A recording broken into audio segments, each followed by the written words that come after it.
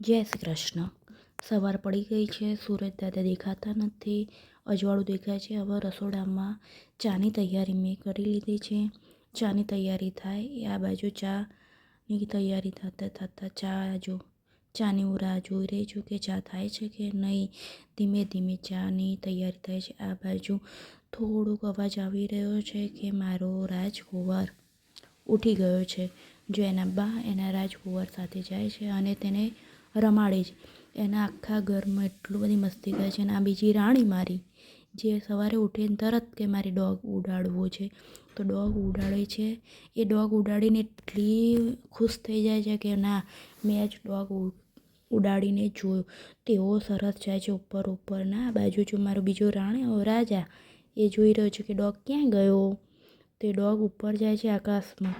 ધીમે ધીમે ઉપર જઈ રહ્યો છે અને એ જોઈ રહ્યો છે કે આગળ ક્યાં જાય છે. ત્યાં સુધી ના બાજુ થોડી પતંગો જગી રહી છે. અને હવે બધું કામ ફટાફટ પતાવીને ઉપર જઈશું.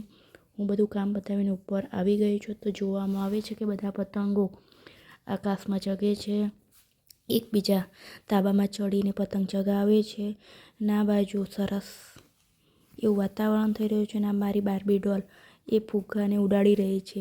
સવારે ડોગ ઉડાડી દીધો ને અત્યારે ફુગ્ગો ઉડાડી દીધો ને એટલું બાય બાય કહી રહી છે કે એને એટલું મજા આવી જાય છે કે એ ઉડાડવાની.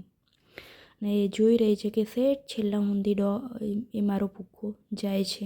ના બાજુ હવે એમ કહે છે કે હું બીજો ફરીથી ઉડાડી દઉં.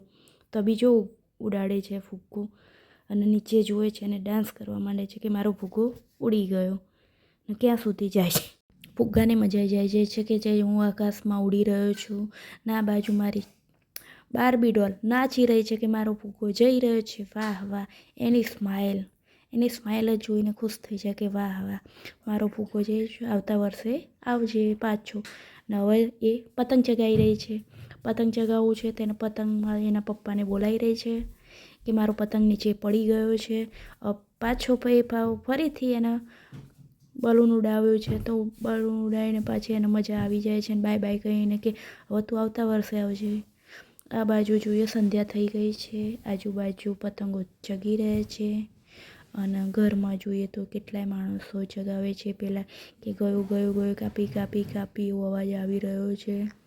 ના બાજુ સૂરજ આથમી રહ્યો છે કે હવે દિવસ પૂરો થવામાં આવ્યો છે. જય શ્રી કૃષ્ણ. જેને પણ આ વિડીયો ગમે તો લાઈક અને સબસ્ક્રાઈબ કરજો.